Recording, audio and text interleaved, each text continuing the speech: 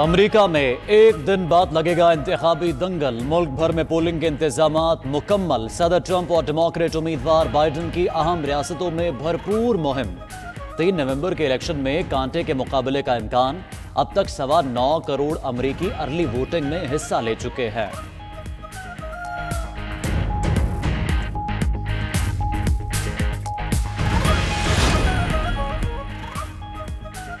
America में सदारती election उम्मीदवारों की इंतखाबी मुहिम उरूज पर पहुंच गई। डोनाल्ड ट्रंप का मिशिगन, आयोवा और शिमाली कैरोलिना में रैलियों से खिताब। ट्रंप ने मद्दे मुकाबल उम्मीदवार जो बाइडन को नासमझ करार दिया। बोले, जो बाइडन जीत गए तो अमेरिका के फैसले चीन करेगा। आपका सदर वो है जो अपने मुल्क के लिए डट कर खड़ा है।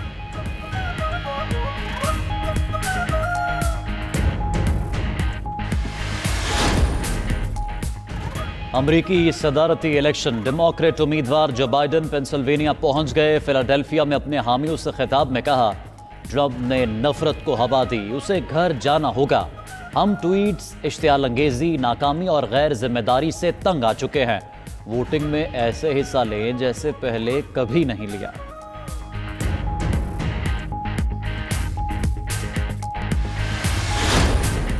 किसकी टांगे कांपती हैं और किसके माथे पे पसीना आता है, ये सारी कौम देखेगी। और आज हम पाकिस्तान के मीर जाफर, मीर सादिक और मीर रियाज सादिकों को देख रहे हैं। अरबों रुपए की लूटी हुई दौलत जो बाहर लेके गए हैं, उसके लिए एनआरओ दे दे, माफ कर दे। इमरान खान कभी इन डाकुओं को माफ नहीं करेगा। मैं कानून की बालादस्ती के ऊपर उतना ही जोर लगाऊंगा। इस मुल्क के ताकतवर मुजरिम, ये जो इस मुल्क को ब्लैकमेल करने की कोशिश कर रहे हैं, इनको कानून के नीचे लेके आए। ऑपोजिशन के लोग एनआरओ चाहते हैं लेकिन डाकुओं को कभी माफ नहीं करूंगा। वज़ीर-ए-आज़म इमरान खान का कहना है, ये लोग आर्मी चीफ और आईएसआई चीफ के खिलाफ बोल रहे हैं। अब कौम देखेगी कि किसकी टांगे कांपती हैं, किसके माथे पर पसीना आता है। आज पाकिस्तान के मीर जाफर, मीर सादिक और मीर अयाज सादिक को दिख रहे हैं। मजीद कहा, कौम को समझना चाहिए कि पाकिस्तान को मजबूत फौज की कितनी ज़रूरत है।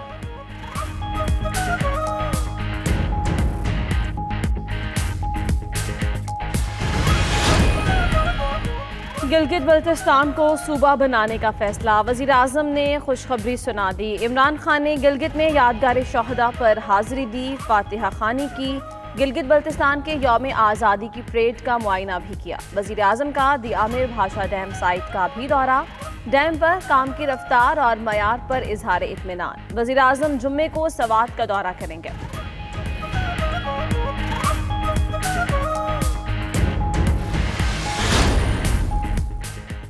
इलेक्शन के दौरान वफाकी हुकूमत को अचानक गिलगित याद आ गया। बिलावल भुट्टो का गजर में जलसे से खिताब। कहते हैं, 2 वजीर फिर रहे हैं, आज वजीर आजम भी आ गए। वो क्या समझते हैं कि अवाम उनका जुल्म भूल जाएंगे। उधर आसिफ जरदारी के तर्जुमान ने कहा, इमरान खान के गिलगित बल्तिस्तान आमद और सियासी तकरीर ज़ाबिता अखलाक की खिलाफ वर्जी है। इलेक्शन कमीशन नोटिस ले।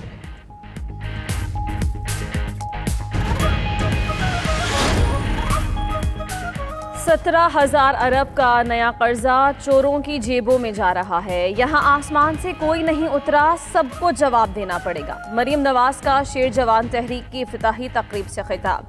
कहती हैं, गुलामी में कोई हक मांगे, सवाल करे तो उसे काले पानी की सजा सुनाई जाती है। आईजी को अगवा किया जाता है, दरवाजा तोड़कर कैप्टन सफदर को गिरफ्तार किया जाता है।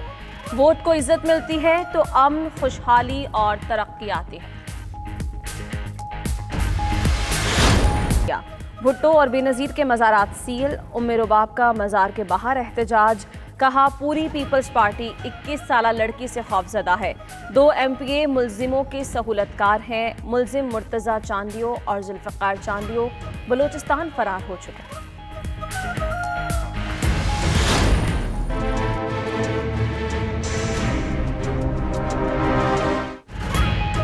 गुस्ताखाना खाकों की इशात। फ्रांस के खिलाफ मुल्क गिर एहतजाज। कराची, इस्लामाबाद, लाहौर, रावलपिंडी, ठट्ठा और दीगर शहरों में मुजाहरे। कोरोना पाबंदियां खत्म। पाकिस्तान से 8 माह बाद उम्रा ज़ायरीन की सऊदी अरब आमद। इस्लामाबाद से एक परवास पर 46, लाहौर से 50 ज़ायरीन सऊदी अरब पहुंचे। सऊदी वज़ीर हज और नायब वज़ीर ने खैर मकदम किया। ज़ायरीन को 3 दिन करंतना में रहना पड़ेगा। सऊदी अरब में 10 दिन क़याम होगा।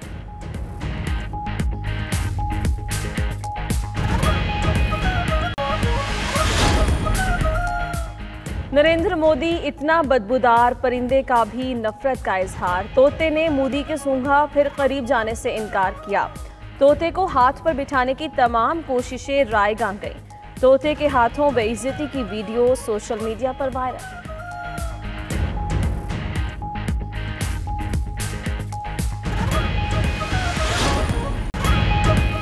पाकिस्तान ने जिम्बाब्वे के खिलाफ दूसरे वनडे के साथ सीरीज भी जीत ली। मेहमान टीम ने सिर्फ 206 रन बनाए। इफ्तिखार अहमद ने 5 खिलाड़ी ठिकाने लगाए। कौमी टीम ने हदफ 4 विकेटों पर 36वें ओवर में हासिल कर लिया। बाबर आजम के 77 और इमामुल हक के 49 run. Iftikhar man of the match करार पाए। उधर अलीम डार सबसे ज्यादा वनडे सुपरवाइज करने वाले अंपायर बन गए।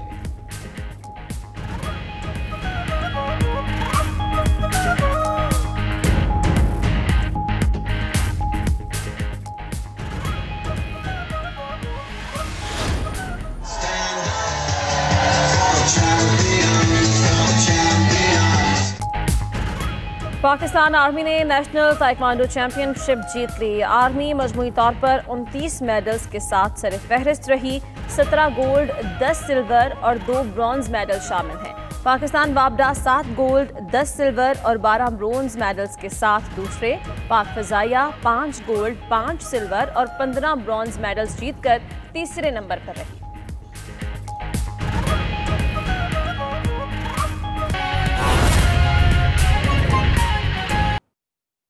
रुकन national finance committee democratic party Tahir Javed का कहना है कि अर्ली वोटिंग में पहले की निस्बत दोगुना वोट कास्ट हुए।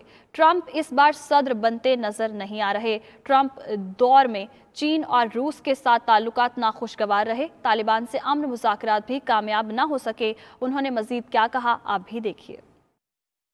अर्ली वोटिंग स्टार्ट हो चुकी है कुछ दिनों से और बहुत सारी स्टेट्स के अंदर अर्ली वोटिंग जो है वो क्लोज भी हो चुकी है और 2 दिन के बाद जो है बाकी। तो अर्ली वोटिंग के अंदर जो एक ट्रेंड है उसके अंदर हम देख रहे हैं कि जी जो अर्ली वोटिंग में इलेक्शन वोट पड़ा है वो पिछले सालों की निस्बतन दुगना वोट पड़ चुका है।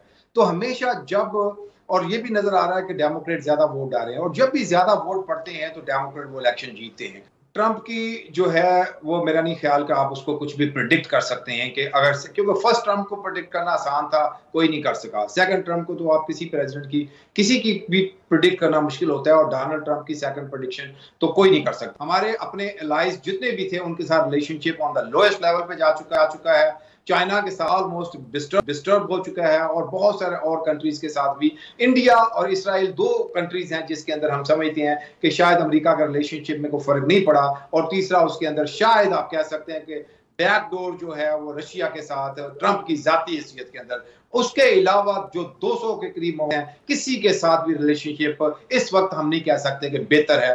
देखिए मेरा नहीं ख्याल कि इन्होंने जो तालिबान के साथ जो मुज़ाकरात हुए हैं बेसिकली इन्होंने बहुत रैपिडली ये करने की कोशिश की है जिसका तालिबान ने बहुत खातर खा फायदा भी उठाया है और उसके बावजूद वहां पे मुकम्मल तौर पे जंग बंदी और जो भी जो मामला थे वो काम डाउन और पीसफुल नहीं हुए।